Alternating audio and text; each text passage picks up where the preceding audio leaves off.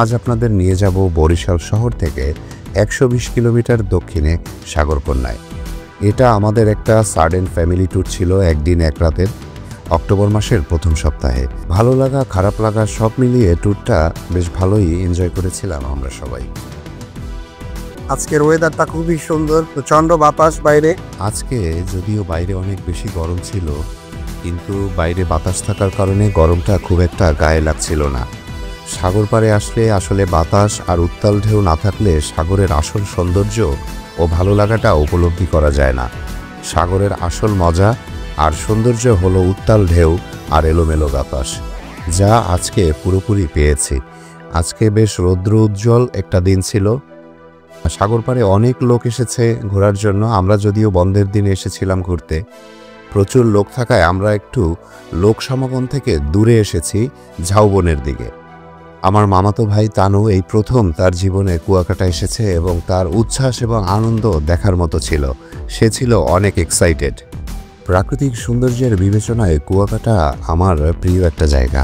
এখান থেকে সূর্য উদয় এবং সূর্য অস্ত দুটোই উপভোগ করতে পারবেন।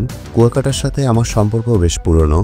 চাকরির সুবাদে কুয়াকাটাতে আমার থাকা হয়েছে দীর্ঘ একটা সময়। বিশেষ করে করোনার লকডাউনের পুরো সময়টা আমি কুয়াকাটাতে ছিলাম। তখন আমি কুয়াকাটার সৌন্দর্য উপভোগ করেছিলাম প্রাণ ভরে। তবে আমি লোক সমাগম বা ভিড় খুব একটা পছন্দ করি না। বিশেষ করে ছুটির দিনগুলোতে এখানে এত বেশি ভিড় থাকে যা বলার বাইরে। যারা কোলাহল পছন্দ করেন না বা ভিড় পছন্দ করেন না, আমার মতো শান্তিপ্রিয় এবং প্রকৃতিপ্রিয় মানুষ, তাদের জন্য সাজেশন থাকবে আপনি ছুটির দিনগুলো বাদে এখানে সময় নিয়ে বেড়াতে আসবেন। দেখতে দেখতে সাগরের বুকে সন্ধ্যা নেমে এলো। সেদিন ছিল পূর্ণিমা।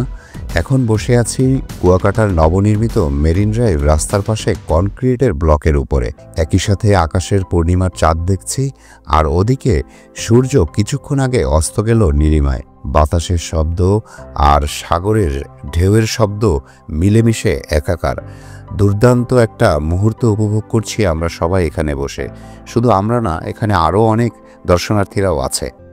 চলে আসলাম কুয়াকাটা ফিশ মার্কেটে মাছের বারবিকিউ খাওয়ার জন্য, কিন্তু ভালো তাজা ফ্রেশ মাছ খুঁজে বের করাটাই ছিল আমাদের জন্য একটা চ্যালেঞ্জের ব্যাপার। এখানে ম্যাক্সিমাম মাছই তাজা ছিল না, কিছু কিছু মাছ তো একেবারেই নষ্ট ছিল।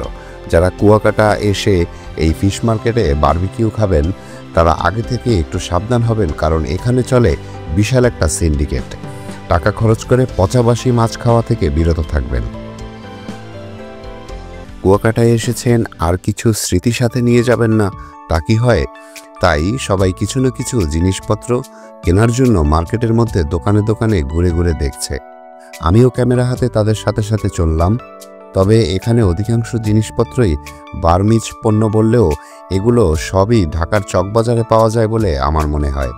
তাই এখানে কিছু কেনার আগে অবশ্যই সাবধানতা অবলম্বন করবেন। তবে এখানে আপনি পেয়ে যাবেন কিছু এই কুয়াকাটার মানুষের উৎপাদিত আচার এবং সাগর থেকে সংগ্রহকৃত শামুক, শৈবাল ও ঝিনুক। আমি আমার সাথে আমার বাইক নিয়ে এসেছিলাম। কুয়াকাটায় আসলে যদি আপনার সাথে একটা বাইক থাকে, আপনার ঘোরার মজাটা বেড়ে যাবে অনেক।